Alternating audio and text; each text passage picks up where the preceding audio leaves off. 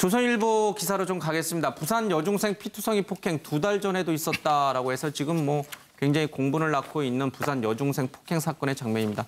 피가 철철 흐르는 그 끔찍한 사전이 SNS에 돌아다니기도 좀 했습니다. 그런데 이 피해 학생의 어머니가요, 다른 주장을 좀 하고 있습니다. 이게 처음이 아니고 과거에도 있었다라는 얘기예요. 지난 6월 똑같은 피해를 입었다라고 하는데 당시 가해자들을 경찰에 고소했는데 이들이 이번에 안갚음을 한 것이다는 얘기를 좀 하고 있습니다.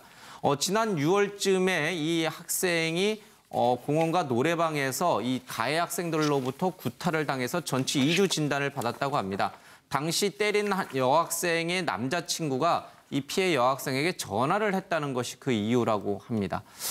이 때문에 경찰에 신고를 했지만 이 경찰 조사 당시에 이 피해 여학생이 경찰 조사에 협조를 제대로 하지 않아서 수사가 흐지부지 됐고요. 경찰에 신고했다는 안갚음 때문에 이 2차 폭행이 이뤄진 것이다라는 얘기를 하고 있습니다. 이 A양 어머니는 굉장히 억울하고 경찰이 그동안 방치를 했기 때문에 이런 일이 다시 재발한 것이다라는 얘기를 하고 있습니다. 이 가해 학생들 얘기를 보니까요. 잡히면 죽인다라고 이 피해 여학생을 지속적으로 협박을 했고요. 이번에 가해 학생들끼리 피 튀기는 게 좋다. 어차피 살인 미수인데 더 때리자라고 말한 녹취록까지 있다라고 이 피해 학생 어머니는 주장하고 있습니다. 청와대 홈페이지가 마비됐습니다. 이 청소년법을 폐지하자 만 14세 이하 처벌을 못하도록 해주고 있는 이 소년법이 오히려 가해 학생들을 보호하는 것이다 라면서 이 폐지 서명운동까지 일어나고 있습니다. 자, 손소희 변호사님, 이 셋 다 다른 주장이에요. 이게 이제 처음 우발적으로 발생한 것이 아니라 지속적으로 이 여학생을 괴롭히고 협박하고 경찰에 신고했다는 것으로 언제 한번 걸리면 죽인다라는 말도 스스럼없이 했던 것 같아요. 사안이 좀 복잡해지네요. 네, 죄질이 매우 좋지 않은 것 같습니다. 그리고 굉장히 흉포한 범죄를 조직적으로 여러 명이 저지른 걸 볼 때 아마도 이번 사건이 처음이 아니지 않겠느냐라고 하는 그런 우려를 할 수 있겠고요. 또 그렇다면 유사한 피해자가 있겠느냐, 유사한 피해자가 있을 가능성도 지금 배제할 수 없습니다.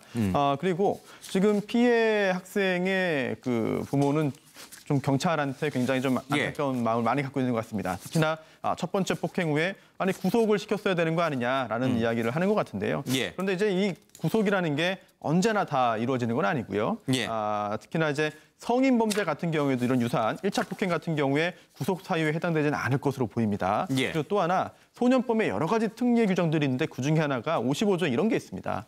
소년에 대해서는요. 부득이한 경우가 아니면 구속하지 못한다라고 하는 규정이 특별히 있을 정도거든요.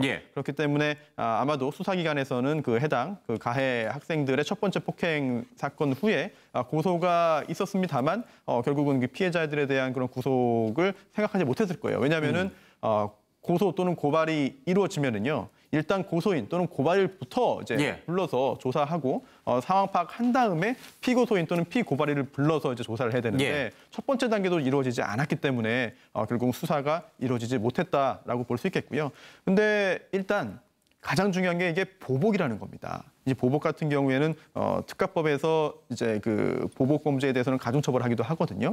이번 사안 같은 경우에 첫 번째 범행인지 아니면 두 번째 범행인지 또는 그 이상 여러 차례 누적되었던 범행인지 등등 이 가해 학생에 대한 그런 그 평가가 이루어질 텐데 그 평가 여하에 따라서 형사처벌 가능성 또한 형사처벌을 한다면 그 수위가 결정될 겁니다. 그냥 넘어가기 힘든 사안인 것 같습니다.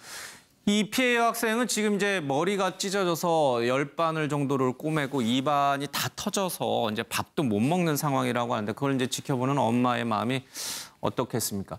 근데 이해가 안 되는 것이 지난 6월에 이런 1차 폭행이 있었고요. 그리고 좀 문제가 됐습니다. 자, 이 엄마가 경찰에 신고를 했는데 정작 이 피해 학생은 경찰 조사에 잘 응하지 않았습니다. 왜 그랬을까요? 보복이 두려워서 그랬을까요? 그럴 수 있다고 봐요, 저는. 왜냐하면 이번에도 보복이 두려워서 신고를 못했다고 또 그러잖아요. 두 번째 그것도. 사실은 두 번째 맞고 나서 직접 신고한 게 아니라 가해자의 친구한테 가해자가 자신을 찍어서 보냈어요. 그걸 가해자의 친구가 인터넷상에 올리면서 알려지게 된 거거든요. 행인들이 옆에서 보고 발견해서 그러니까 피해자 입장에서 만약에 적극적으로 신고할 수 있었다고 하면 그날 맞는 당시에 바로 신고를 했겠죠. 그런 차원에서 본다고 하면 지금 지적하신 것처럼 예전에도 그 선배라고 1년 선배인데요. 저 사람 1년 선배인 학생들이 겁박하고 또는 신고했을 때 가만두지 않겠다고 하는 그런 협박을 했을 가능성이 높다고 봐요. 또 청소년 세계에서는요. 폭행한 거 보면요. 철제 그 의자로 때리고요. 그 소주병으로도 때리고요. 담뱃불로 지진 자국도 있어요. 그 정도로 우리가 상상하기 힘든 정도의 폭행을 했다고 하면 저 학생들이 보여줬던 그 전의 행동도 제가 볼 때는 위협이 엄청나게 강했을 가능성이 있어요. 예. 그렇게 맞으면서도 반항 한 번 하지 않거든요. 그 옆에 2명의 학생이 더 있었어요. 그들은 그냥 무릎 꿇고 가만히 있었거든요. 그러니까 얼마나 그들의 관계가 뭐랄까요, 폭력으로 연결된 관계였기 때문에 예. 신고하기가 상당히 힘들었을 가능성이 있다고 보여집니다. 예, 뭐 사춘기의 청소년이 아니라 무슨 조폭 같은 그런 느낌을 줄 정도로 아주 잔인한 수법을 썼다라고 하는데 여기에 이제 그런 말도 나와. 인천 초동생 살해 사건에서도 이제 그런 얘기가 나오죠. 뭐 손가락이 예뻐? 뭐 이런 식의 얘기가 나오는데 여기에도 보면은 나는 피 튀기는 게 좋다. 뭐 이런 얘기도 나와요. 어차피 살인 미수인데 이왕 깜빵 가는 거 더 패자, 더 때리자. 이게 과연 이게 청소년들이 할 수 있는 얘기인지 정신적으로 이상이 있는 게 아니라면 어떻게 이런 사고 방식을 갖고 살아가고 있는 것인지 참 놀랍습니다. 범죄성이 굉장히 강한 것으로 예. 보입니다. 그렇기 때문에 굉장히 좀 우려가 더 되는 것이고요. 또 그런 녹취록이 실제로 존재한다면 그런 걸 사후적으로 지금 상황에서 예. 직접 보고 들은 그런 그 피해 학생의 가족들은 정말 굉장한 분노심을 느낄 수밖에 없는 것이죠. 예. 그리고 또 하나가 이 가해 학생들 중에 일부가 자수를 했습니다. 예. 그런데 이 자수를 하게 되면은요, 이게 그 형을 감경 또는 면제할 수 있거든요. 예. 혹시 가해 학생들이 법 규정을 잘 알아서 이걸 이용하려고 한 것이 아닌가라는 의심이 듭니다. 왜냐하면 일단 굉장히 형식적인 자수의 요건은 갖춘 거예요. 그런데 이게 모든 경우에 자수했다고 해가지고 다 형을 감경해주고 면제해준 것은 아닙니다. 왜냐하면 대법원이 이런 판례를 계속해서 보여주고 있는데요. 형식적인 요건도 중요하지만 실질적인 요건도 필요하다. 실질적인 자수의 요건이 뭐냐면 진정으로 죄를 뉘우치는 겁니다. 그런데 뉘우치지 않고 먼저 가서 제가 이렇게 했으니까요. 제가 처벌받겠습니다. 처벌이 두려워서 간 자수는 인정 안 한다. 그렇습니다. 예. 진심으로 뉘우쳐야만 자수로 인정해 주거든요. 대법원 판례에 따르면 그런 부분. 그런데 진심으로 뉘우치는지 여부를 또 판단하기 위해서는 또 여러 가지 기준들이 있습니다. 첫 번째 가장 중요한 것이 이 피해자. 그리고 피해자 가족들에게 어떤 태도를 보이느냐입니다. 예. 지금 현재 어떤 태도 보이고 있는지, 또 앞으로 또 어떻게 그 피해자들에게 어떤 조치를 취할지 등등을 잘 예. 봐야 되는데요. 거기에서 혹시 진심으로 뉘우치는 모습이 보이지 않는다라고 한다면은 이거는 자수로 인정되지 못할 것이고, 그리고 또 법을 굉장히 좀 잘 알고 이용한다. 라는 예. 그런 의심도 지울 수 없는 상황으로 갈 수 있을 것 같습니다. 자수를 하니까 경찰은 이제 법에 따라서 사실은 이제 청소년 미성년자이기 때문에 밤샘 조사가 불가능해서 이제 일단은 이제 돌려보냈죠, 집으로. 그것에 대해서도 이제 지금 비난 여론이 쇄도하고 있고, 이 피해 학생의 어머니는 이 가해 학생과 또 가해 학생의 이제 부모가 한 번도 자기를 찾아오지 않았다. 네. 예, 와서 무릎 꿇고 뭐 사죄를 해도 지금 시원찮을 판국에 얼굴 한번 보이지 않았다. 합의해줄 생각이 전혀 없다. 이제 이렇게 강경하게 나와요.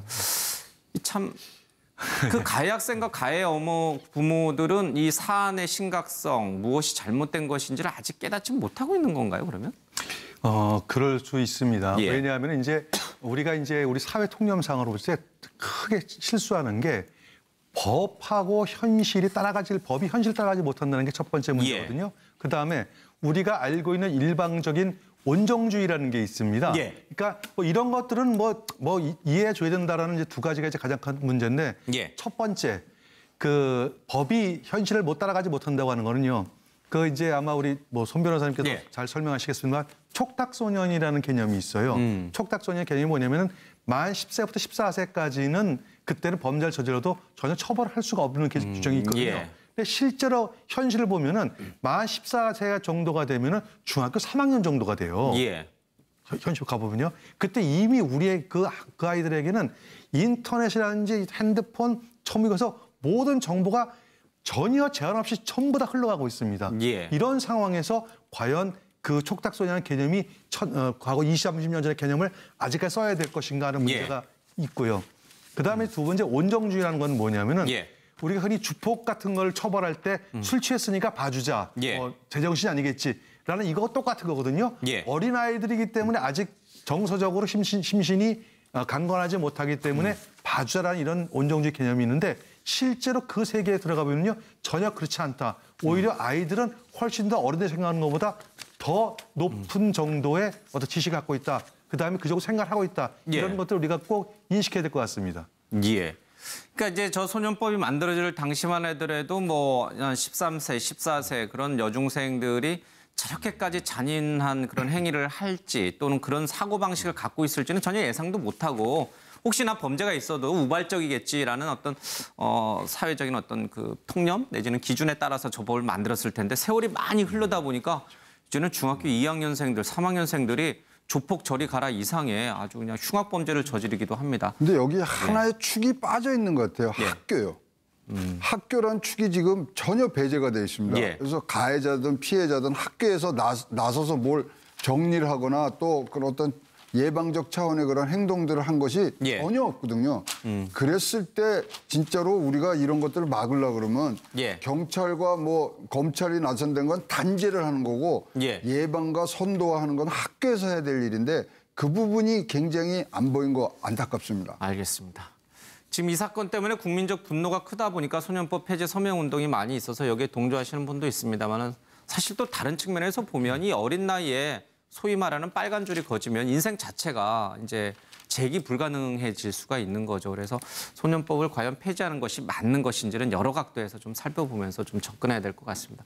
어쨌든 이 문제에 대해서만큼은 좀 강력한 처벌을 원하는 것이 다수 여론인 것 같습니다. 특가법에서 이제 그 보복 범죄에 대해서는 가중 처벌하기도 하거든요. 예. 이번 사안 같은 경우에 첫 번째 범행인지 아니면 두 번째 범행인지 또는 그 이상 여러 차례 누적되었던 범행인지 등등 이 가해 학생에 대한 그런 그 평가가 이루어질 텐데 그 평가 여하에 따라서 형사 처벌 가능성 또한 형사 처벌을 한다면 그 수위가 결정될 겁니다. 예. 그냥 넘어가기 힘든 사안인 것 같습니다.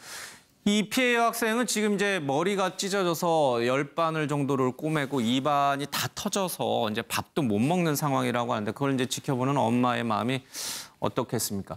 근데 이해가 안 되는 것이 지난 6월에 이런 1차 폭행이 있었고요. 그리고 좀 문제가 됐습니다. 자, 이 엄마가 경찰에 신고를 했는데 정작 이 피해 학생은 경찰 조사에 잘 응하지 않았습니다. 왜 그랬을까요? 보복이 두려워서 그랬을까요? 조선일보 기사로 좀 가겠습니다. 부산 여중생 피투성이 폭행 2달 전에도 있었다라고 해서 지금 뭐 굉장히 공분을 낳고 있는 부산 여중생 폭행 사건의 장면입니다. 뭐 피가 철철 흐르는 그 끔찍한 사전이 SNS에 돌아다니기도 좀 했습니다. 그런데 이 피해 학생의 어머니가요, 다른 주장을 좀 하고 있습니다. 이게 처음이 아니고 과거에도 있었다라는 얘기예요. 지난 6월 똑같은 피해를 입었다라고 하는데 당시 가해자들을 경찰에 고소했는데 이들이 이번에 안갚음을 한 것이다는 얘기를 좀 하고 있습니다. 지난 6월쯤에 이 학생이 공원과 노래방에서 이 가해 학생들로부터 구타를 당해서 전치 2주 진단을 받았다고 합니다. 당시 때린 여학생의 남자친구가 이 피해 여학생에게 전화를 했다는 것이 그 이유라고 합니다. 이 때문에 경찰에 신고를 했지만 성인 범죄 같은 경우에도 이런 유사한 1차 폭행 같은 경우에 구속 사유에 해당되지는 않을 것으로 보입니다. 예. 그리고 또 하나 소년법에 여러 가지 특례 규정들이 있는데 그중에 하나가 55조 이런 게 있습니다. 소년에 대해서는요. 부득이한 경우가 아니면 구속하지 못한다라고 하는 규정이 특별히 있을 정도거든요. 예. 그렇기 때문에 아마도 수사기관에서는 그 해당 그 가해 학생들의 첫 번째 폭행 사건 후에 고소가 있었습니다만 결국은 그 피해자들에 대한 그런 구속을 생각하지 못했을 거예요. 왜냐하면은 고소 또는 고발이 이루어지면은요. 일단 고소인 또는 고발일부터 이제 예. 불러서 조사하고 상황 파악한 다음에 피고소인 또는 피고발인을 불러서 이제 조사를 해야 되는데 예. 첫 번째 단계도 이루어지지 않았기 때문에 결국 수사가 이루어지지 못했다라고 볼 수 있겠고요. 근데 일단 가장 중요한 게 이게 보복이라는 겁니다. 이제 보복 같은 경우에는 변호사님, 이 셋 다 다른 주장이에요. 이게 이제 처음 우발적으로 발생한 것이 아니라 지속적으로 이 여학생을 괴롭히고 협박하고 경찰에 신고했다는 것으로 언제 한번 걸리면 죽인다라는 말도 스스럼없이 했던 것 같아요. 사안이 좀 복잡해지네요. 네, 예. 죄질이 매우 좋지 않은 것 같습니다. 그리고 굉장히 흉포한 범죄를 조직적으로 여러 명이 저지르는 걸 볼 때 아마도 이번 사건이 처음이 아니지 않겠느냐라고 하는 그런 우려를 할 수 있겠고요. 또 예. 그렇다면 유사한 피해자가 있겠느냐, 유사한 피해자가 있을 가능성도 지금 배제할 수 없습니다. 그리고 지금 피해 학생의 그 부모는 좀 경찰한테 굉장히 좀 안타까운 마음을 많이 갖고 있는 것 같습니다. 특히나 첫 번째 폭행 후에 아니 구속을 시켰어야 되는 거 아니냐라는 이야기를 하는 것 같은데요. 예. 그런데 이제 이 구속이라는 게 언제나 다 이루어지는 건 아니고요. 예. 특히나 이제 이 경찰 조사 당시에 이 피해 여학생이 경찰 조사에 협조를 제대로 하지 않아서 수사가 흐지부지 됐고요. 경찰에 신고했다는 안갚음 때문에 이 2차 폭행이 이뤄진 것이다라는 얘기를 하고 있습니다. 이 A양 어머니는 굉장히 억울하고 경찰이 그동안 방치를 했기 때문에 이런 일이 다시 재발한 것이다라는 얘기를 하고 있습니다. 이 가해 학생들 얘기를 보니까요. 잡히면 죽인다라고 이 피해 여학생을 지속적으로 협박을 했고요. 이번에 가해 학생들끼리 피 튀기는 게 좋다. 어차피 살인 미수인데 더 때리자라고 말한 녹취록까지 있다라고 이 피해 학생 어머니는 주장하고 있습니다. 청와대 홈페이지가 마비됐습니다. 이 청소년법을 폐지하자 만 14세 이하 처벌을 못하도록 해주고 있는 이 소년법이 오히려 가해 학생들을 보호하는 것이다 라면서 이 폐지 서명운동까지 일어나고 있습니다. 자, 손소희